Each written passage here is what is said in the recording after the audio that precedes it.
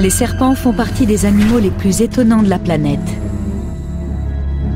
Des millions d'années d'évolution en ont fait des prédateurs capables de tuer leur proie en l'étranglant ou en lui infligeant une seule morsure. Nul ne peut les apprivoiser. Beaucoup de gens voient en ces reptiles des chasseurs hors pair, et certains font le choix d'en avoir chez eux. Il arrive alors que la frontière avec le monde sauvage soit franchie, particulièrement lorsque l'animal n'est là que pour satisfaire un manque affectif. Inévitablement, ces situations aboutissent à un drame. Quel dangereux mélange de folie, de solitude et de désir pousse des êtres à vivre aux côtés d'animaux potentiellement mortels.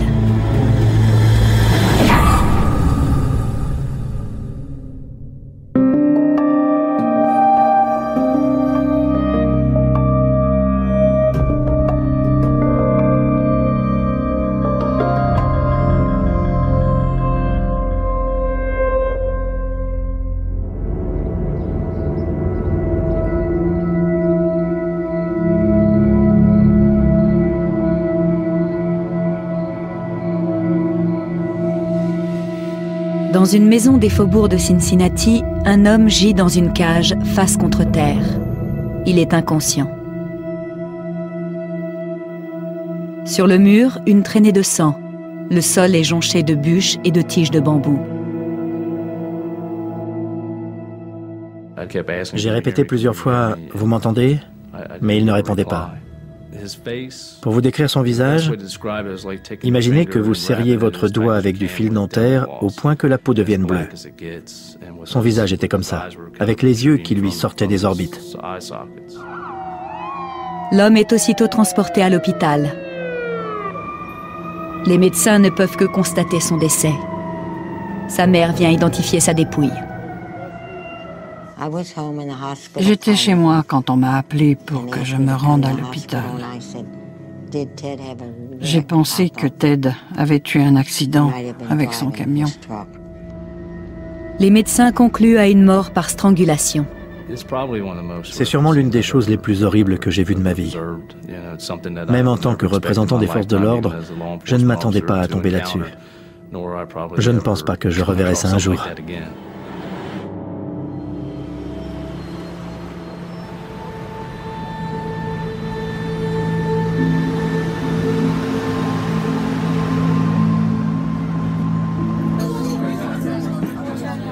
Ted Driss, un ouvrier du bâtiment de 48 ans, passe beaucoup de temps dans les bars à boire avec ses amis.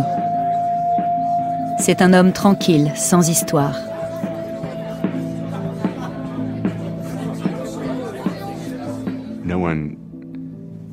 Personne ne s'entend avec tout le monde, mais Ted n'en était pas loin. C'était un véritable ami. On pouvait compter sur lui, presque comme un frère.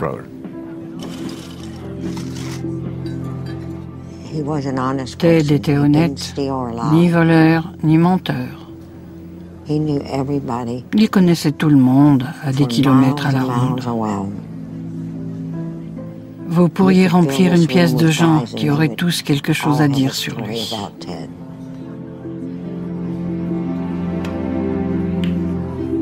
Il était très ouvert, facile à vivre, sympathique.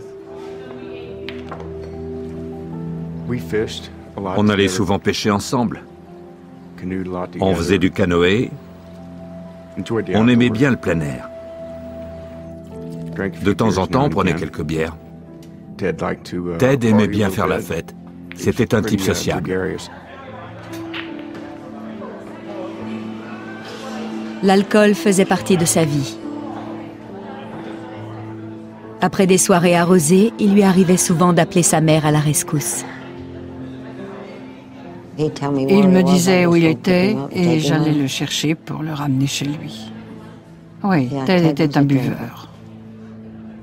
Ted Driss était séparé de sa femme depuis plusieurs années. À l'époque du drame, il s'était trouvé une autre compagne, Amy Jones. Ce soir-là, le couple se retrouve autour d'un verre. La jeune femme accepte de l'accompagner chez lui, malgré la nervosité que lui inspire le reptile de Ted. Ted m'a appelé à minuit pour me dire qu'il rentrait chez lui.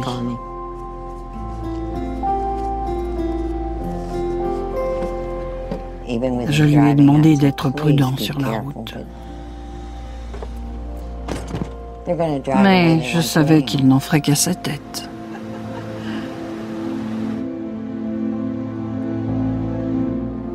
Ted emmène son ami chez lui pour lui prouver que son animal de compagnie ne représente aucun danger. Un avis qu'elle ne partage pas.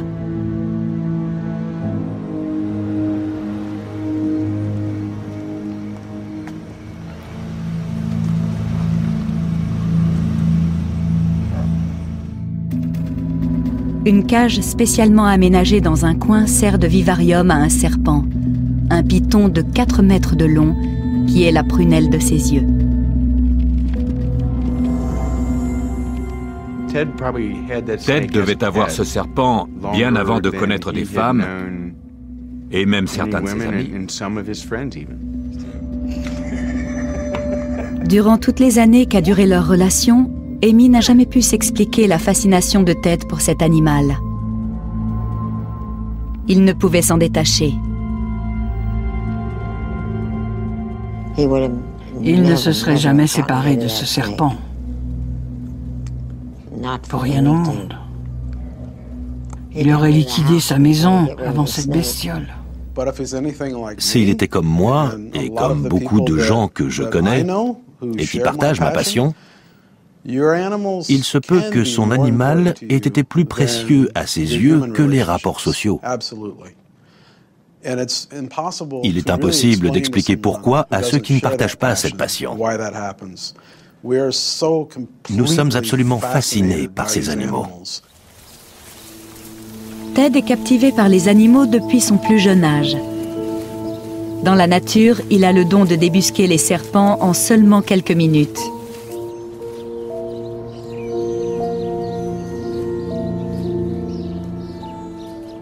Quand on pique-niquait quelque part, il explorait l'endroit. Je n'ai jamais vu quelqu'un débusquer des serpents aussi vite.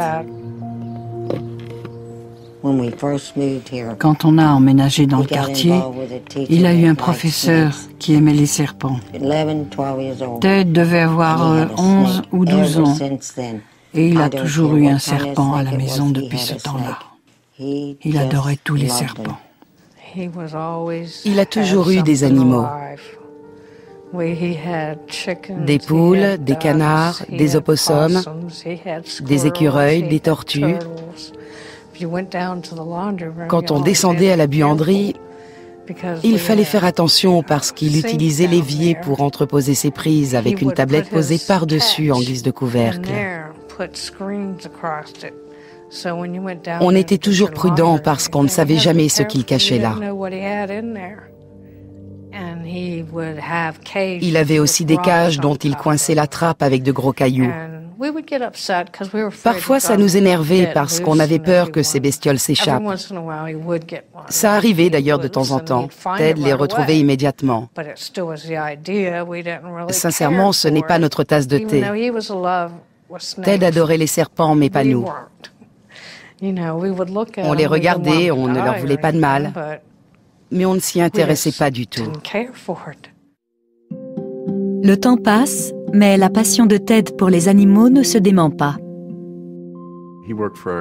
Il travaillait pour une entreprise qui posait des canalisations. De temps en temps, il leur arrivait d'avoir à abattre des arbres.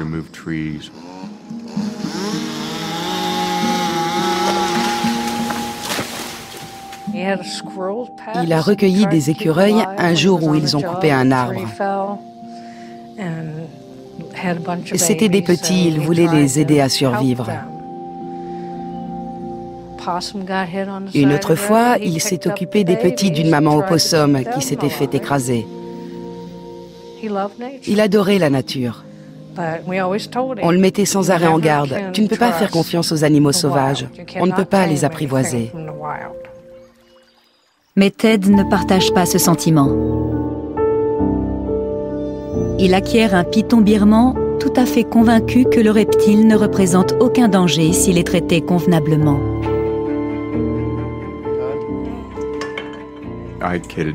J'ai souvent chambré Ted au sujet de son python. Je lui disais, fais gaffe, un jour il te bouffera ton serpent. Mais il bottait en touche. Il me répondait, t'inquiète, je sais me défendre. Il n'avait pas peur de ce serpent, il le respectait. La nuit du drame, il ne l'a peut-être pas assez respecté.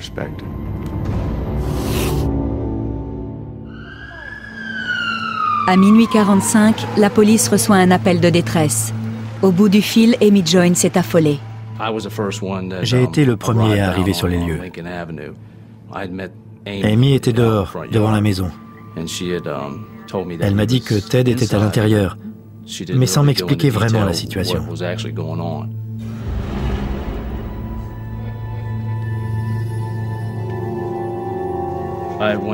Je suis entré dans la maison et j'ai traversé le salon jusqu'à la cuisine.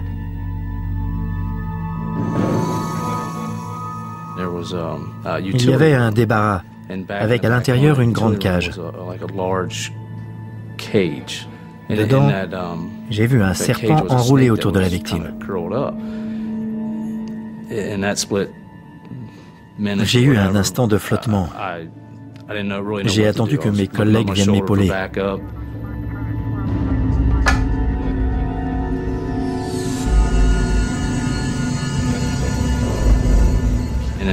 J'ai répété plusieurs fois « Vous m'entendez ?» Mais il ne répondait pas.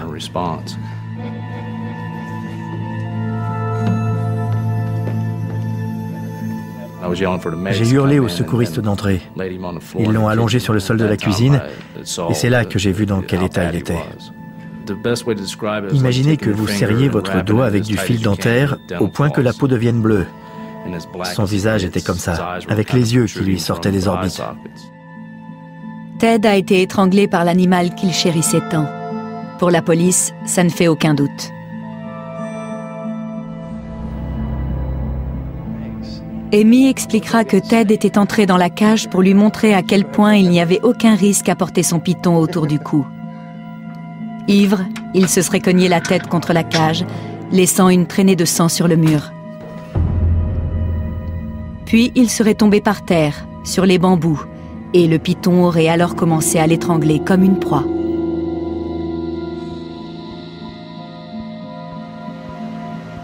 Le rapport d'autopsie révélera la présence d'un cocktail de cocaïne, d'alcool et de tranquillisants dans le sang de Ted. Des substances toxiques souvent consommées pour surmonter des inhibitions. Dans le cas de Ted, l'animal remplissait peut-être la même fonction. On entend souvent ce genre de personnes dire que l'intérêt que leur animal leur porte, ou le lien exceptionnel qui les unit, prouve qu'ils sont des êtres à part. Ils en tirent une grande satisfaction. On peut même décrire ça comme une forme d'assurance, de fierté. Malheureusement, ces abus ont conduit Ted à oublier les règles de prudence lorsqu'il manipulait son serpent.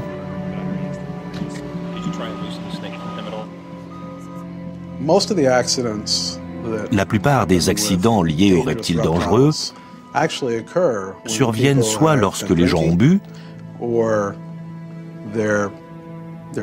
bien qu'ils cherchent à impressionner d'autres personnes.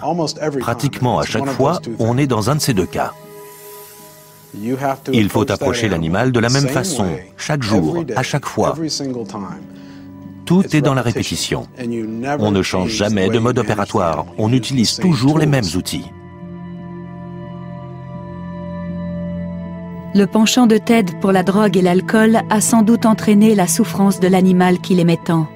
Le reptile est confié à la Société pour la prévention de la cruauté envers les animaux et examiné par Dean Alessandrini, qui est choqué de son état. Ce python birman est à peu près aussi long que celui que possédait Ted Drisse. La seule différence, c'est que celui-ci est bien en chair. Il a la circonférence d'une petite balle de hand. Le python de Ted avait celle d'une balle de baseball. Ça veut dire qu'il était sous-alimenté et sûrement affamé. En plus, lorsque nous sommes arrivés sur place, nous avons constaté qu'il faisait très froid dans sa cage. Normalement, les pythons birmans ne se nourrissent pas dans ces conditions. Or, celui de Ted s'est jeté sur le rat décongelé qu'on lui a présenté et l'a avalé sans hésiter sous nos yeux.